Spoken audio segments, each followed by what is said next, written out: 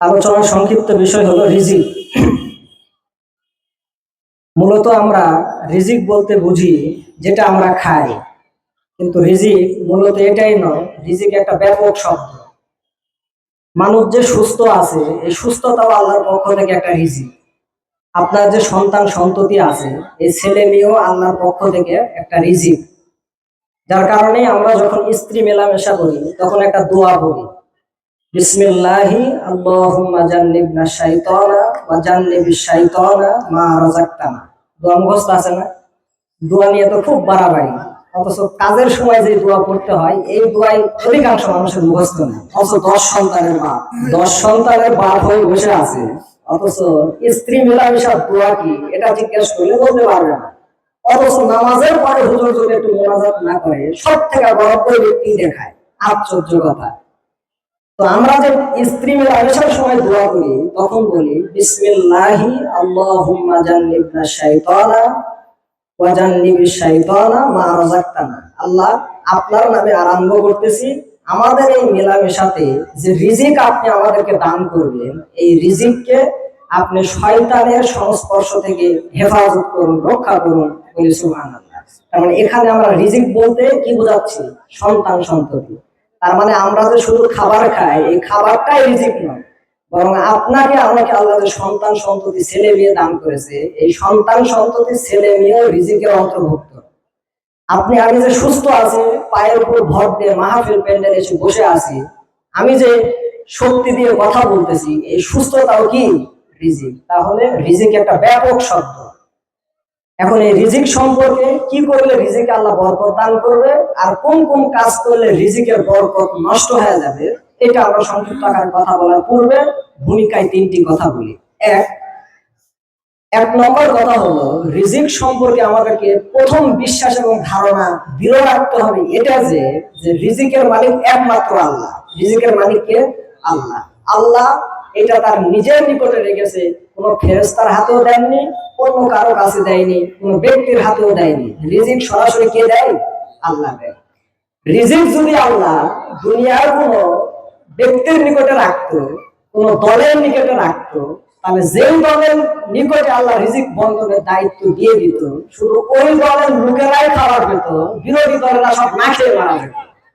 এই কারণে আল্লাহর একটা বিশেষ দয়া যে এত বড় গুরুত্বপূর্ণ একটা দিন, এটা আল্লাহ কোনো ব্যক্তির হাতেও দেননি, ফেরেশতাদেরও দেননি, সরাসরি রিজিকের বন্টন আল্লাহ রাব্বুল আলামিন করে। বলি সুবহানাল্লাহ। এই জন্য আল্লাহ রাব্বুল আলামিনের একটা নাম হলো আর রাজ্জাক। নাম কি? রাজ্জাক। তাহলে আল্লাহ হলো রিজিক দাতা, আর পৃথিবীতে যত মানুষ আছে সবাই হলো আব্দুর রাজ্জাক, মানে রিজিক দাতার বান্দা, রিজিক দাতার দাস। পৃথিবীর কোনো মানুষ রাজ্জাক হতে পারে না।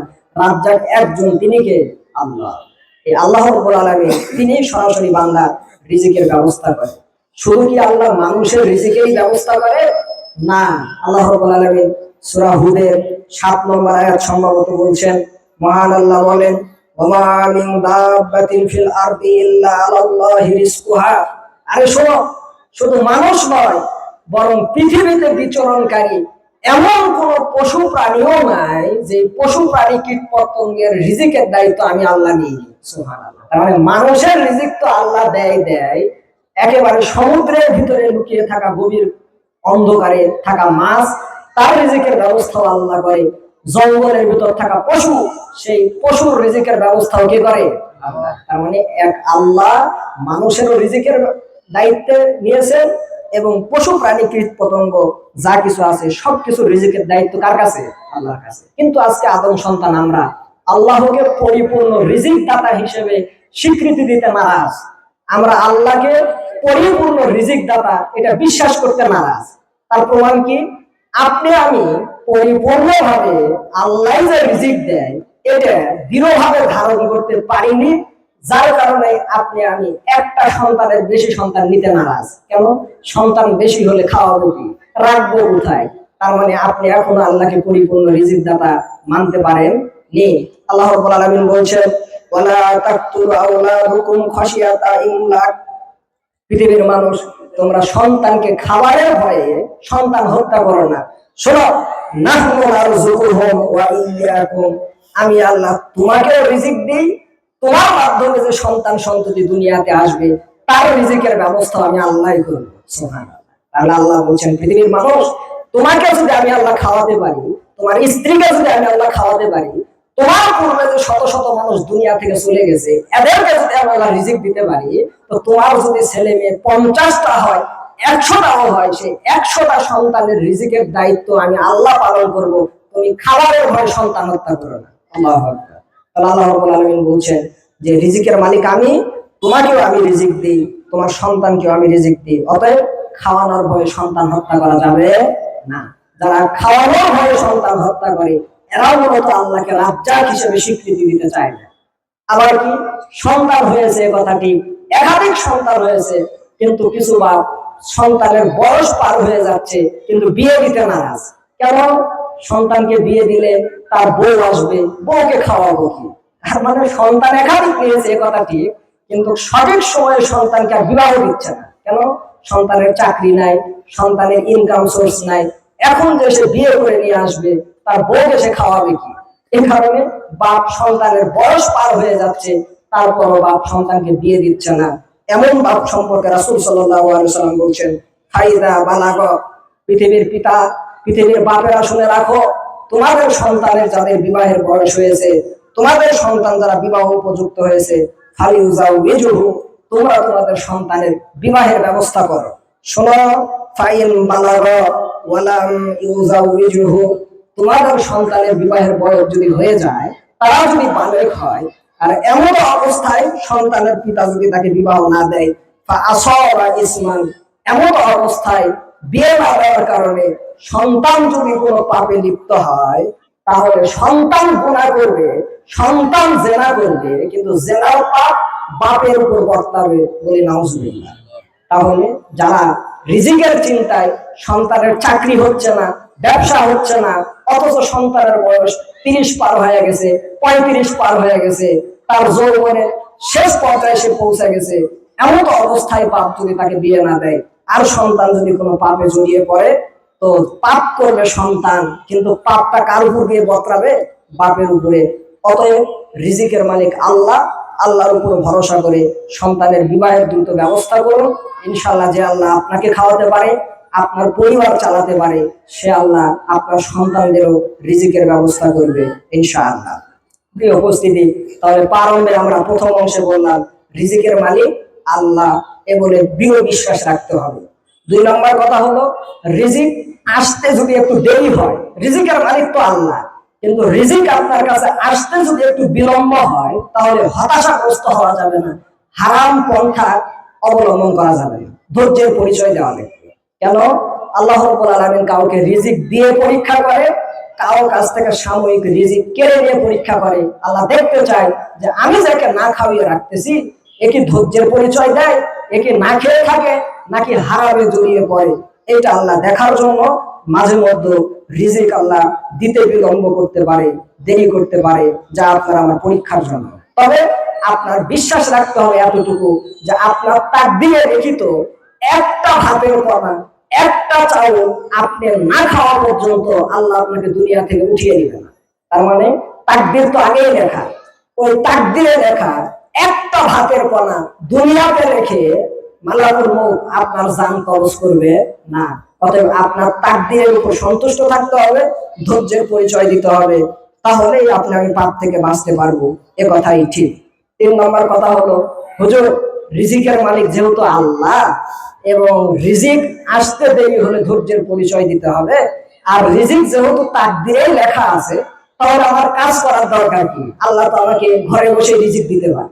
এ বলে যদি এখন কেউ বসে থাকে, এর সুযোগ আছে কিনা? না ভাই, এর কোনো সুযোগ নেই। রিজিকের মালিক আল্লাহ, রিজিক তাকদীরে লিপিবদ্ধ করা আছে, এ কথা যেমন ঠিক, বসে থাকা যাবে না, রিজিক অন্বেষণ করতে হবে হালাল পন্থায়, এ কথাও তেমন ঠিক। আল্লাহ রাব্বুল আলামিন বলছেন যে যখন তোমাদের জুম্মার দিন আযান দেওয়া হয় সালাতের জন্য, তোমরা সালাতের দিকে অগ্রসর হও, ধাবিত হও। ফাইদা কুরিয়াতিস সালাতু ফান্তাশিরু ফিল আরদ ওয়াবতাগু মিন ফাদলিল্লাহ, আর যখনই জুম্মার সালাত শেষ হয়ে যায়, তখন তোমরা মসজিদ থেকে বের হয়ে জমিনে ছড়িয়ে পড়ো, এবং আমি আল্লাহর নিয়ামত, আমি আল্লাহর রিজিক যা ছড়িয়ে ছিটিয়ে আছে সেগুলো তোমরা অন্বেষণ করো। তাহলে আল্লাহ আপনাকে আমাকে জমিনে গিয়ে রিজিক সংগ্রহ করার জন্য তাগিদ দিয়েছেন।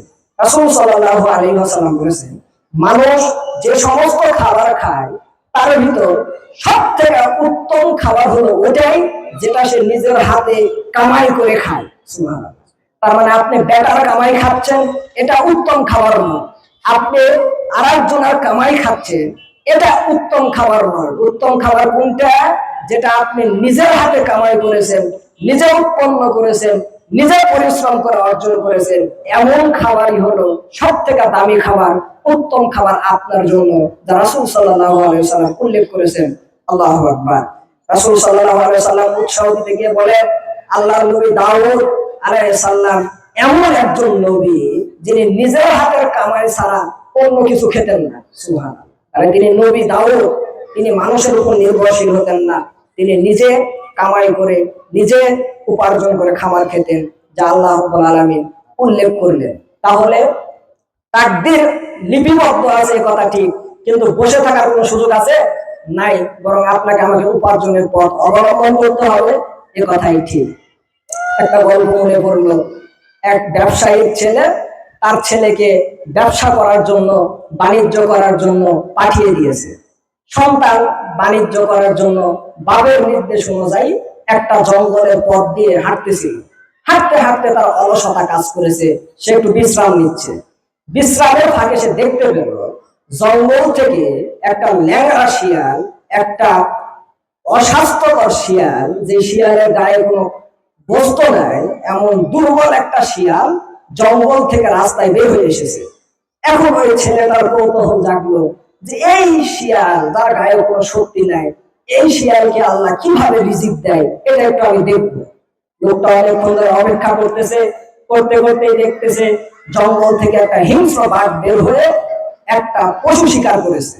তো বাঘটা পশু শিকার করে তার যতটুকু খাওয়ার দরকার ততটুকু খেয়ে বাঘ আবার জঙ্গলে চলে গেছে। বাঘ যখন চলে গেছে তখন শিয়ালটা বাঘের রেখে যাওয়া অবশিষ্ট যে খাবার ছিল, পশুর অংশ ছিল, সেই উচ্ছিষ্ট খাবারগুলো শিয়াল সেখান থেকে খেয়ে ফেললো, ফেলে শিয়াল চলে গেল। এখন ছেলে চিন্তা করছেন, বাহ, সুন্দর একটা জিনিস দেখতে পেলাম। বাঘ করলো শিকার, আর শিয়াল কোন রকম পরিশ্রম ছাড়াই বাঘের অবশিষ্ট খাবার খেয়ে তৃপ্তি সহকারে জঙ্গলে চলে গেল। তো এটা তো আমার জন্য শিক্ষণীয়। কেন শিক্ষণীয়? আমার বাপ হলো ব্যবসায়ী মানুষ, আমার বাপ যে সম্পদ রেখে যাচ্ছে, এই সব সম্পদ যদি আমি খাই, ভোগ করি, তো আমাকে তো আর পরিশ্রম করার দরকার নাই। বাপের সম্পত্তি তো আমার জন্য যথেষ্ট, আমাকে আবার ব্যবসা করতে হবে কেন? ছেলে এখন ব্যবসায়ের দিকে না গিয়ে বাড়িতে চলে আসছে। এসে আব্বাকে বলতেছে, আব্বা, ঘটনা তো এইটা দেখে আমি বাড়িতে চলে আসছি। আপনার যা সম্পদ আছে, বাকি জীবন যদি আমি আর কোনো ইনকাম না করি, এটাই আমার জন্য যথেষ্ট হবে, যার কারণে আমি আর নতুন করে পরিশ্রমের দিকে না গিয়ে বাড়িতে আরাম করার জন্য আসছি। বাপ তখন বলতেছেন, বেটা, তুমি যে দৃশ্য দেখেছো আর তুমি যা বুঝেছো, তোমার বুঝ সঠিক হয়নি। কেন? তুমি শিয়ালকে অনুকরণ না করে বাঘকে অনুকরণ করো। অনুসরণ যদি করতেই হয় তো শিয়ালকে অনুসরণ করবা কেন? অনুকরণ যদি করতেই হয় তাহলে বনের বাঘকে করো, যে বাঘ উচ্ছিষ্ট খায় না, বরং নিজে শিকার করে। তুমি এমন কিছু করো, তুমি ইনকাম করবা, আর 10 জন খাবে, 10 জন ইনকাম করবে, তার উচ্ছিষ্ট এটা খাবা। এজন্য তো তোমাকে আমি জন্ম দিইনি। বরং তুমি শিয়ালের চরিত্র অবলম্বন না করে, অলসতার চরিত্র অবলম্বন না করে, ওই বনের নির্ভরশীল স্বনির্ভরশীল বাঘ, যে নিজের খাদ্য নিজেই সংগ্রহ করে খায়, তুমি বাঘের চরিত্র অবলম্বন করো, তুমি বাঘকে অনুকরণ করো। আল্লাহু আকবার। কাজে আমরা মানুষের ইনকামের দিকে না তাকিয়ে থেকে নিজের পক্ষ থেকে যতটুকু সম্ভব হালাল রুজি উপার্জন করা যায় হালাল পন্থায়, সেগুলো আমরা অবলম্বন করার চেষ্টা করব। আল্লাহ সুবহানাহু ওয়া তাআলা আমাদের তৌফিক দিন, সকলে বলি আমিন। এবার আসি, কি কাজ করলে আমাদেরকে আল্লাহ যে রিজিক দেয়, রুজি দেয়, এই রুজিতে বরকত পাওয়া যাবে, আর কোন কোন কাজ করলে রুজি থেকে, রিজিক থেকে বরকত নষ্ট হয়ে যাবে, এটা আমরা জানার চেষ্টা করি। 1 নম্বর কথা হলো যে রুজিতে বরকত পেতে হলে আপনাকে আল্লাহর প্রতি পূর্ণ ঈমান আনতে হবে এবং আল্লাহকে যথাযথ ভয় করতে হবে।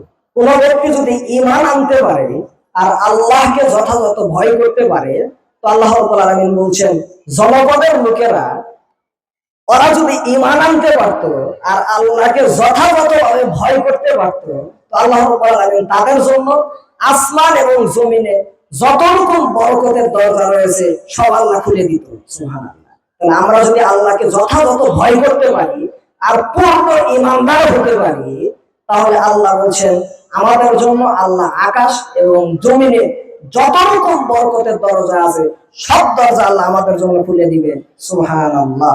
এরপরে রিজিকে বরকত বাড়ানোর আরেকটি উপায় হলো আল্লাহর প্রতি প্রত্যেকটা ব্যবসা বাণিজ্য যেটাই আমরা করি সেটা করার সময় পূর্ণ ভরসা রাখতে হবে। পূর্ণ কি রাখতে হবে? ভরসা রাখতে হবে। আল্লাহ রাব্বুল আলামিন বলছেন ওয়ামাই ইয়াতাওয়াক্কাল আলাল্লাহি ফাহুয়া হাসবুহ, যে ব্যক্তি আল্লাহর উপর ভরসা করে আল্লাহ বলছেন আমি নিজেই তার জন্য যথেষ্ট। সুবহানাল্লাহ। তাহলে আল্লাহর উপর ভরসা করতে হবে। যদি আমরা অনেকে চাকরির উপর ভরসা করি, গরু পালি, গরুর ব্যবসা করি, গরুর খামার করি, আমরা গরুর উপর ভরসা করি। আর আমরা যারা দোকানদার, আমরা দোকানের উপর ভরসা করি। আমরা মনে করি দোকানি আমাকে রিজিক দেয়, পশু প্রাণী আমাকে রিজিক দেয়, আর চাকরি আমাকে মাস শেষে বেতন মাধ্যমে রিজিক দেয়।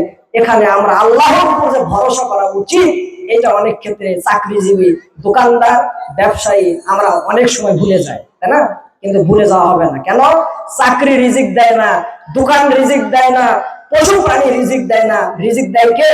আল্লাহ রাব্বুল আলামিন। যার কারণে একই সাথে দুইজন দোকানদার সকালবেলা দোকান খুলে দিন শেষে দেখা যায় এক দোকানদার বিক্রি করেছে 20,000 টাকা, তার পাশের দোকানদার একই সাথে দোকান খোলার পর সে বিক্রি করেছে মাত্র 5,000 টাকা, হয় না? তো একই সাথে তো দোকান খুললো। দোকান ব্যবসায়ী যদি রিজিকের মালিক হতো, তো একই কাপড়ের দোকান দুই দোকানদার একই সাথে দোকান খুললো, একই সাথে দোকান বন্ধ করলো, একজন 20,000 টাকা বিক্রি করলো আর একজন 5,000 টাকা বিক্রি করলো। কেন? তার মানে বোঝা গেল দোকান রিজিকের মালিক নয়, রিজিক নির্ধারণ করে কে? আল্লাহ। আমরা আবার মনে করি যে চাকরি হলো আমাদের রিজিক, রিজিকের জিম্মাদার রেখেছে। কিন্তু দেখা যায় একই সাথে চাকরি করে দুই বন্ধু, একই ডিপার্টমেন্টে চাকরি করে দুই শিক্ষক, মাস শেষে দেখা যায় এক শিক্ষক খুবই সচ্ছলতায় জীবনযাপন করতেছে, আর এক শিক্ষক ব্যাংক থেকে লোন নিতে নিতে রাত্রি ঘুম হয় না। দুজনেই তো চাকরি করে, মাস শেষে একই স্কেলে বেতন পায়। এই অবস্থা কেন? তার মানে রিজিকের মালিক কে? আল্লাহ। চাকরি, ব্যবসা এগুলো আমাদের রিজিকের মালিক নয়, এ কথাই ঠিক। অতএব যে যে পেশায় থাকি না কেন রিজিকের ক্ষেত্রে ভরসা রাখতে হবে কার প্রতি? আল্লাহর প্রতি। যদি আল্লাহর প্রতি ভরসা রেখে জমিনে নামতে পারি, তো যে জমি থেকে 10 মণ ধান হতো, আল্লাহ বলছেন যাও, যেহেতু আমার উপর ভরসা করে জমিনে নেমেছো, আমি তোমাকে এবছর 20 মণ ধান দেব। সুবহানাল্লাহ। আল্লাহ বরকত দিতে পারে না? অবশ্যই পারে। কাজেই আল্লাহর উপর ভরসা রাখতে হবে। 3 নাম্বার, রুজিতে বরকত লাভের মাধ্যম হলো বেশি বেশি আল্লাহর নিকট রিজিক চেতে হবে। আল্লাহর নিকট বেশি বেশি রিজিক চাইতে হবে। আল্লাহ রাব্বুল আলামিন বলছেন যে তোমাদের একটা জুতার ফিতা যদি ছিঁড়ে যায় সেটা আমার কাছে চাও। তো জুতার ফিতা যদি আল্লাহর কাছে চাইতে হয়, যে রিজিক খেয়ে আপনি দুনিয়াতে বেঁচে থাকবেন, সেই রিজিক কি আল্লাহর কাছে চাইতে হবে না?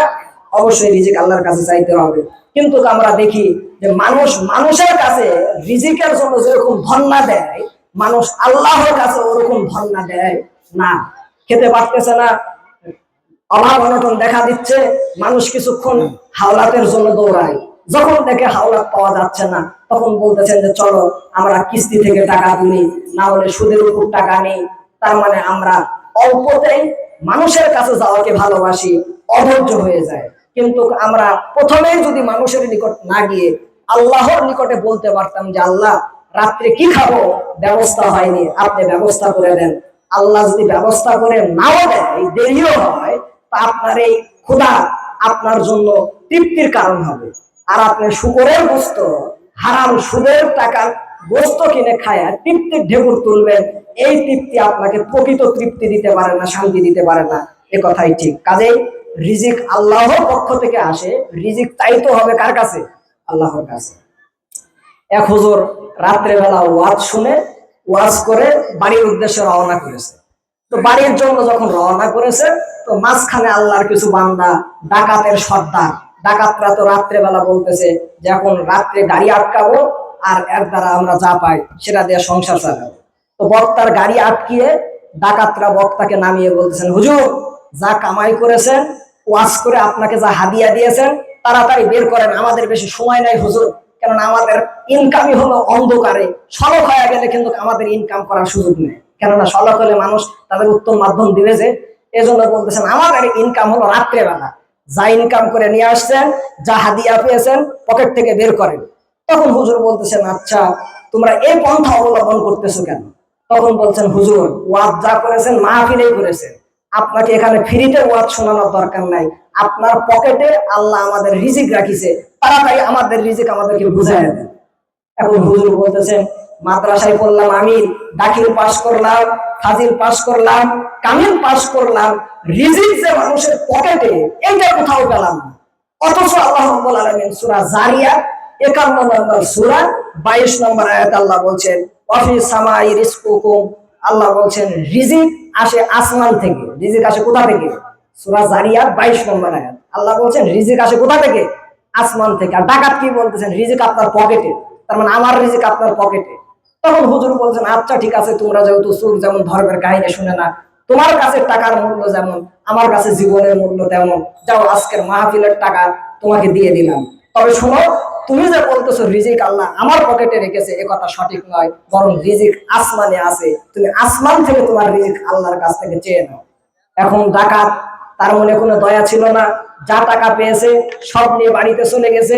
বাড়িতে যখন গিয়েছে রাত্রে ঘুমাবে, টাকা একদিকে রাখার পর বারবার তার মনের ভিতর খালি ধাক্কা দিচ্ছে, হুজুর যে বললো রিজিক আসমানে, তাই মানুষের পকেটে হাত দিই কেন?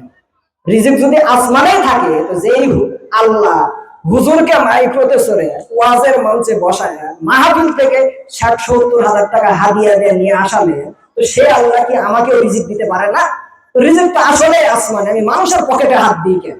বারবার তার এই আয়াতটা মনে পড়তেছিল আর অন্তরের ভিতর অস্বস্তি বোধ করতেছিল।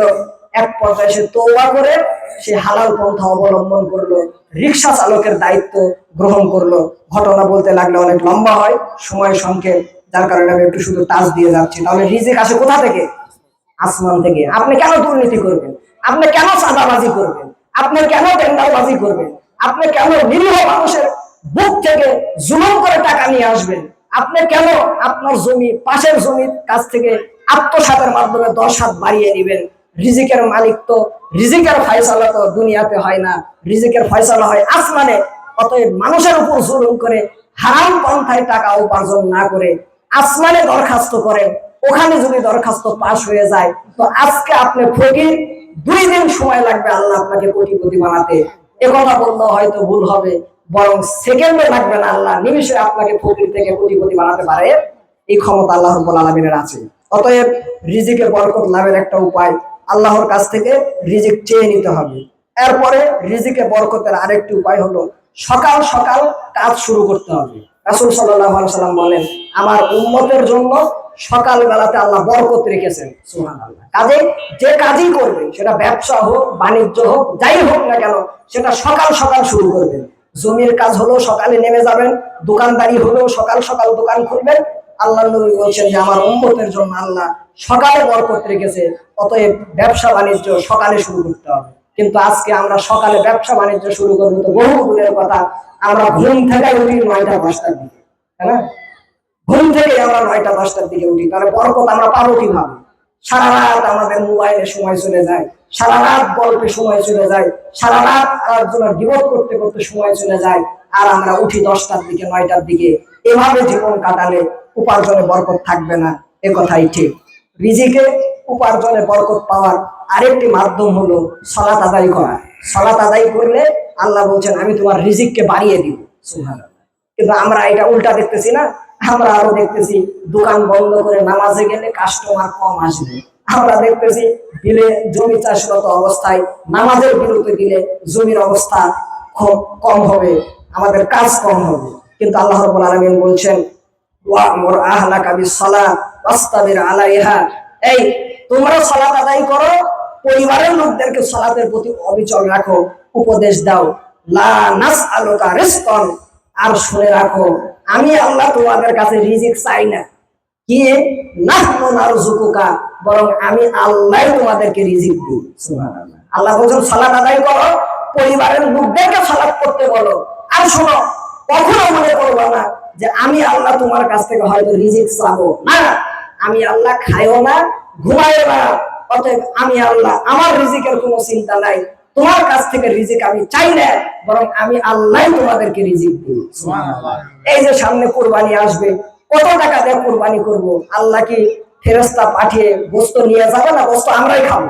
হ্যাঁ, মানে আল্লাহ খায় না, খালি আল্লাহ মনের অবস্থা দেখে আর বান্দার গতিবিধি দেখে, এ কথাই ঠিক। কাজেই ব্যস্ততা যতই থাক, যতই কাজকর্ম থাক না কেন, আজান শোনার পর আর কোনো কাজ হবে না, তাহলে আপনার ওই রিজিক আল্লাহ বরকত দিবে।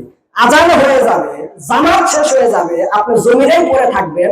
আপনি বিশ্বাস করেন, নামাজ বাদ দিয়ে যে জমি চাষ করেছেন, এই জমি থেকে যে ফসল আসবে, এই ফসলে বিন্দু পরিমাণ কোনো বরকত থাকবে না। আপনি নামাজকে বাদ দিয়ে যে দোকানদারিতে সময় দিয়েছে, নামাজ পার হয়ে গেছে, এখন আপনি কোটি টাকাও যদি দোকানে ব্যবসা করেন, এই কোটি টাকার ভিতর সরিষা সম পরিমাণ কোনো বরকত থাকবে না। দেখা যাচ্ছে কোটি টাকা সেকেন্ডে আল্লাহ এক অ্যাক্সিডেন্ট অথবা একটা রোগ দিয়ে ওই কত কোটি টাকা আপনার কাছ থেকে আল্লাহ বের করে নেবে। কাজের প্রিয় উপস্থিতি, আমরা সালাতকে মূল্যায়ন করব। রাসূল সাল্লাল্লাহু আলাইহি ওয়াসাল্লাম এই জন্যই তো বলছেন, মা মিন সালাসাতিন ফি ক্বরিয়াতিন, যদি কোনো গ্রামে তিনজন ব্যক্তি থাকে, যদি কোনো এলাকাতে, যদি কোনো শহরে, যদি কোনো গ্রামে মাত্র তিনজন ব্যক্তি থাকে, আর তিনজন ব্যক্তি যদি জামাতে সালাত আদায় না করে, তাহলে এই তিন ব্যক্তির উপর শয়তান বিজয় অর্জন করে। তার মানে কোনো গ্রামে, কোনো দোকানে, কোনো এলাকাতে তিনজন মুসলমান যদি থাকে, আর সালাতের সময় যদি তিন মুসলমান একা একাই সালাত আদায় করে, জামাতে সালাত না করে, রাসূল সাল্লাল্লাহু আলাইহি ওয়াসাল্লাম বলতেছেন এই তিন ব্যক্তির উপর শয়তান প্রাধান্য বিস্তার করে, কর্তৃত্ব বিস্তার করে বলি নাউজুবিল্লাহ। তাহলে তিনজন মুসলমান এক এলাকাতে থাকবো, এক দোকানে বসে থাকবো, আজান হয়ে যাবে কিন্তু ওখানে থাকবো, তাহলে আমাদের উপর শয়তান জয়ী লাভ করবে, এ কথাই ঠিক। আরেকটি বিষয়, যে রিজিকে বরকত লাভের মাধ্যম হলো বেশি বেশি ইস্তেগফার করা। বেশি বেশি কি করা? ইস্তেগফার করা। যত ইস্তেগফার করবেন, তওবা করবেন, আমলনামা থেকে পাপ কমে যাবে। পাপ যত কমবে, আল্লাহ আপনার রিজিকে তত বরকত দান করবে। সুবহানাল্লাহ। কাজে বেশি বেশি যখনই বসে থাকবেন, তখনই আস্তাগফিরুল্লাহ, আস্তাগফিরুল্লাহ এই বাক্যগুলো বেশি বেশি বলবেন। আল্লাহ এতে আপনার রিজিকে বারাকা দিবে। এরপরে রিজিকে বরকতের আরেকটি মাধ্যম হলো পরিবারের যারা দুর্বল ব্যক্তি, এই দুর্বল ব্যক্তিদের প্রতি সহানুভূতিশীল হবেন, তাহলে আল্লাহ আপনাকে রিজিকে বরকত দিবে। সুবহানাল্লাহ। আপনি যে দুইটা হাত নিয়ে হাঁটতেছেন, দুইটা পা নিয়ে হাঁটতেছেন, আপনার পরিবারে এমন সদস্য থাকতে পারে যার দুই হাত ঠিক নাই, তার পা বিকলাঙ্গ, যে সঠিকভাবে কথা বলতে পারেন না। এমন ব্যক্তিকে অবজ্ঞা করা যাবে না। এমন ব্যক্তিকে যদি সঠিকভাবে পরিচর্যা করতে পারেন, তো আল্লাহ বলতেছেন আমি তোমার রিজিকের দরজা আরো প্রশস্ত করে দিই। রাসূল সাল্লাল্লাহু আলাইহি ওয়াসাল্লামের সময় দুই ভাই ছিল। কি ছিল? দুই ভাই। এক ভাই ব্যবসা করত, আর এক ভাই রাসূল সাল্লাল্লাহু আলাইহি ওয়াসাল্লামের কাছে এসে শুধু কোরআন হাদিস শুনতো, ইলম অর্জন করত। তো যে ভাই ব্যবসা করে, ওই ভাই একদিন রাসূলের কাছে এসে বলতেছেন, আল্লাহর নবী, আমি যে ব্যবসা করে খেটে খেটে এত পরিশ্রম করি, আর আমার ভাই সকাল বিকাল শুধু আপনার নিকটে এসে কোরআন সুন্নাহ শিখে, তো ওকে একটু বলেন না, ও যেন আমার ব্যবসাতে একটু বসে, ব্যবসার দিকটা একটু দেখে। তখন রাসূল সাল্লাল্লাহু আলাইহি ওয়াসাল্লাম বলেন, আরে বলো কি, তোমার ভাই আমার নিকটে এসে যে কোরআন সুন্নাহ শিখে ইলম অর্জন করে, এই ইলম অর্জন করার কারণে আল্লাহ তোমার ব্যবসাতে বরকত দান করে। তোমার ভাইয়ের কারণে আল্লাহ তোমাকে রিজিক দেয়, নতুবা তুমি যে মানুষ, তোমাকে আল্লাহ রিজিক দেওয়ার কথা না।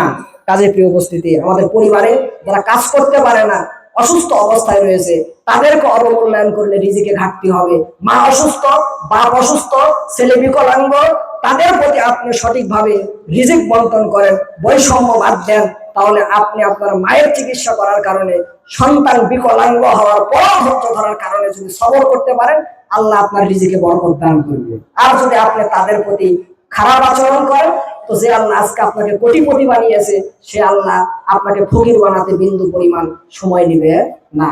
কাজে আমাদের যারা অসুস্থ আছে, তাদেরকে আমরা সেবা সুস্থ করবো। যাই হোক, সময় অনেক নিয়ে ফেলেছি, পরিশেষে আর কয়টা কথা বলে শেষ করি, যে কি কি কাজ করলে রিজিক থেকে বরকত নষ্ট হয়ে যায়। আল্লাহ আপনাকে যা রিজিক দিয়েছে, এর থেকে কি করলে বরকত নষ্ট হয়? আল্লাহ যে রিজিক দিয়েছে, এই রিজিক পাওয়ার পরে কেউ যদি নাশুকরিয়া আদায় করে, তো আল্লাহ তার নিকট থেকে রিজিকের বরকত তুলে নেয়। আপনি চিন্তা করেন তো, আপনি যে লুঙ্গি পরে আছেন, এই লুঙ্গি আপনার বাপ কেন, আপনার দাদা, তার আগের পরপুরুষ কেউ চোখে দেখেনি, আপনি যে পাঞ্জাবি পরে আজকে মাহফিলে এসেছেন, আপনার বাপ এরকম পাঞ্জাবি কোনোদিন চোখে দেখেনি, তো আল্লাহ তো আপনার বাপ থেকে আপনাকে ভালো রেখেছে। আপনার দাদা থেকে আল্লাহ আপনাকে ভালো খাবার খাওয়ায়। আপনার বাপ ভাতের মার খেয়ে দুনিয়া পার করেছে, আজকে আপনি 72-70 টাকা কেজির চাল কিনে ভাত খান। তো আল্লাহ আপনাকে রিজিক দেয়নি? তো এই রিজিকের শুকরিয়া আদায় যদি আপনি করতে না পারেন, আল্লাহ রাব্বুল আলামিন বলছেন, তাহলে নিয়ামতের শুকরিয়া আদায় না করলে আমি তোমাকে যে রিজিক দিয়েছি এই রিজিকের ছিনিয়ে নিতে, তোমাকে শাস্তি দিতে আমার দেরি লাগবে না। এরপর কি, অধিক পরিমাণ যদি কোনো ব্যক্তি লোভ লালসায় লিপ্ত হয়, যে যা সম্পদ আছে আরো সম্পদ লাগবে, ওর ভিতর যদি অল্পে তুষ্টি না থাকে, তো আল্লাহ রাব্বুল আলামিন বলছেন এমন ব্যক্তির কাছ থেকে আমি রিজিক বরকত নষ্ট করে নিই। এরপর কি, সম্পদের কেউ যদি অপচয় এবং অপব্যয় করে, তাহলে এর দ্বারা রিজিক নষ্ট হয়ে যায়। আর কি, মিথ্যা কথা এবং মিথ্যা কসমের মাধ্যমে কেউ যদি টাকা ইনকাম করে, তো ওই টাকা ওই সম্পদ একদিন না একদিন ধ্বংস হয়ে যায়, ওতে কোনো বরকত থাকে না। অথচ আপনি এখনই বাজারে যান, গিয়ে দেখেন, আপনি যাওয়ার সাথে সাথে বলবে, হুজুর মানুষ আপনি এসেছেন, এই পাঞ্জাবিটা কিনেছিলাম 500 টাকা, যেহেতু আপনি এসেছেন 510 টাকা দিয়ে নিয়ে যান। অথচ যে ব্যক্তি 500 টাকা দিয়ে কিনেছে বললো, পছন্দ করলো, আপনাকে বিশ্বাস দেখানোর জন্য আবার মেমো কার্ড বের করার মতো অভিনয় করলো, এমন ব্যক্তি ওই পাঞ্জাবি কিনেছিল 300 টাকা দিয়ে। কয় টাকা? 300 টাকা। মিথ্যা কথার মাধ্যমে যারা ব্যবসা করে, রাসূল সাল্লাল্লাহু আলাইহি ওয়াসাল্লাম বলতেছেন, কোটি টাকা ইনকাম করতে পারে, ওই সম্পদে বরকত থাকবে না, ওই সম্পদ তার কাছ থেকে হারিয়ে যাবে। আর কি, সুদের মাধ্যমে লেনদেন করলে সম্পদের বরকত নষ্ট হয়ে যায়। কি হয়ে যায়? নষ্ট হয়ে যায়। যদিও আমরা দেখি সুদের মাধ্যমে টাকা বাড়ে, কিন্তু আল্লাহ বলছেন না, সুদের মাধ্যমে টাকা কমে, বরকত নষ্ট হয়ে যায়। আর আপনি আজকে যেখানেই যাবেন, যত বড় ব্যবসায়ী আর ব্যাংকে লোন তত বেশি। তার মানে লোন মানে কি, ওই সুদের উপর টাকা নিয়ে ব্যবসা করতেছে। কাজেই প্রিয় উপস্থিতি, যারা এরকম লোনের মাধ্যমে ব্যবসা করতেছে, এদের ব্যবসায় বরকত থাকবে না। সর্বশেষ, আপনাকে আল্লাহ টাকা পয়সা দিয়েছে, আপনি যদি কৃপণতা করলে, কিপটামি করলে, আপনার সম্পদ থেকে বরকত আল্লাহ নষ্ট করবে। আল্লাহ আপনাকে টাকা দিয়েছে, শুকরিয়া আদায়ের পথই হলো বেশি বেশি দান করা।